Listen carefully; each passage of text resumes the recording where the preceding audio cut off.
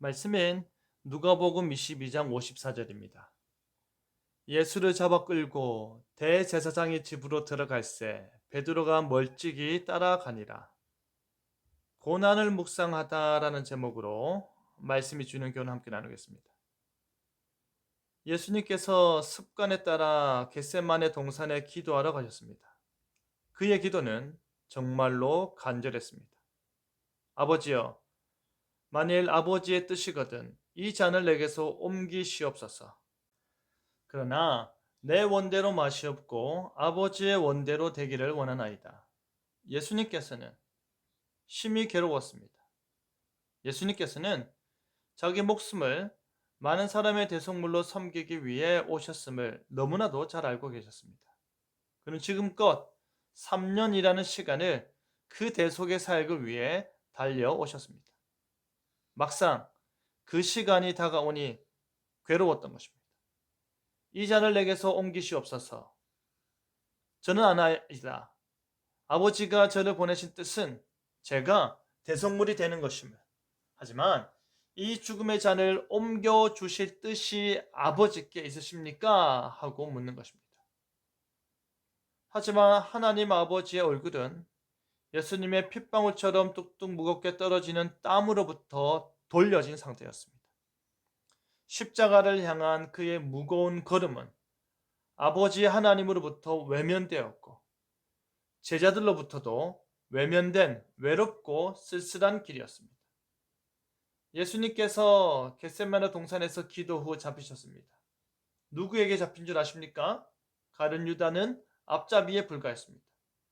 예수님께서는 가룟 유다의 뒤를 따라 사람들, 즉 다름 아닌 대제사장들에게 잡혔습니다. 누가복음 22장 4절에서 유다가 예수님을 팔기 위해 의논한 대상인 대제사장들이 성정 경비대장들을 이끌고 이 야심한 밤에 예수님을 직접 체포하러 왔습니다. 이제 그들은 예수님을 대제사장의 집으로 끌고 가서 거기서 신문하기 시작하였습니다. 예수님께서는 그의 공생의 사역 초반부터 바리새인들과 사두개인들과 서기관들과 같은 유대 종교 지도자들로부터 죽음의 음모에 시달렸고 간악한 질문을 통해 시험당하셨습니다. 그들은 예수님께서 안식일을 범했다고 모함하였고 귀신 들렸다고 비방하였고 신성모독을 범했다고 참남해하였습니다. 하지만 예수님께서는 그 모든 순간들을 지혜롭게 넘기셨으며 그들의 비방과 함정을 넘어 복음을 전하며 자신의 때를 기다리셨습니다. 이제 예수님께서는 이사야 53장 12절의 말씀을 스스로에게 적용하시며 죄 없으신 분이 불법자의 동류로 여김받아 체포되셨습니다. 예수님께서는 이 모든 일들을 아심에도 불구하고 52절에 너희가 강도를 잡는 것 같이 검과 몽치를 가지고 나왔느냐라고 하셨습니다. 이 말은 예수님께서 지금 범죄자 취급을 받으며 공권력에 의해 체포되고 있다는 것입니다. 공생의 3년 내내 틈만 나면 예수님을 넘어뜨리고자 했던 그들은 이 밤에도 정당한 근거도 없이 중무장한 성정 경비대장을 이끌고 군중들의 눈을 피해 예수님을 체포하였습니다. 예수님께서는 자신이 날마다 성전에 있을 때에 손쉽게 잡을 수 있었음에도 불구하고 손을 대지 아니하더니 이 야심한 밤에 홀로 남겨진 틈을 타서 나를 잡느냐 하셨습니다. 예수님은 바로 지금이 자신을 체포하기 위해 원수들에게 정해진 때요, 어둠의 권세가 잠시나마 이기는 듯이 보이는 때임을 아셨던 것입니다.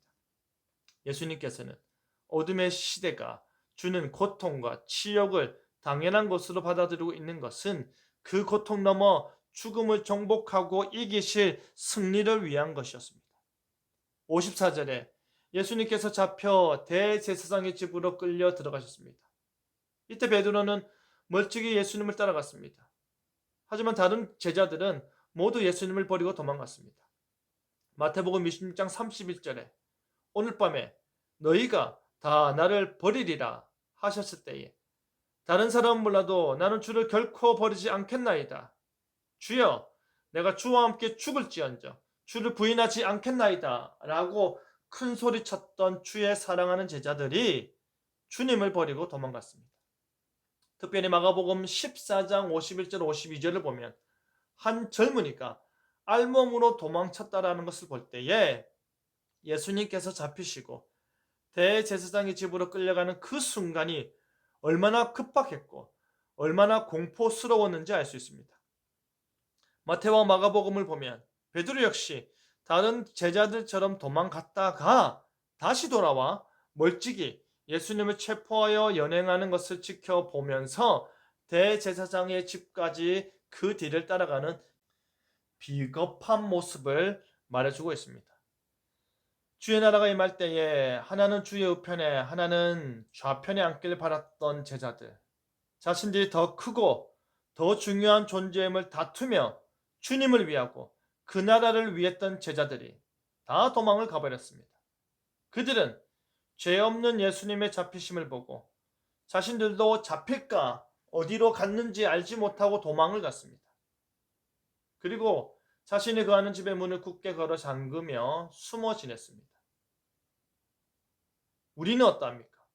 다른 사람은 몰라도 나는 주를 결코 버리지 않겠나이다. 다른 사람은 몰라도 나는 주와 함께 죽을지언정 주를 부인하지 않겠나이다 라고 말할 수 있으시겠습니까? 혹여나 괜한 고난에 아픔을 당할까 굳게 문을 닫아놓고 숨으시는 건 아니신가요?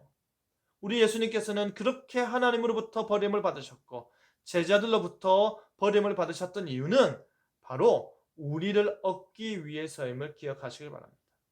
우리에게 평안하느냐라고 말씀해 주시기 위해 그가 고난당하심을 깊이 묵상하며 믿음으로 붙드시는 저와 여러분 되기를 간절히 바랍니다.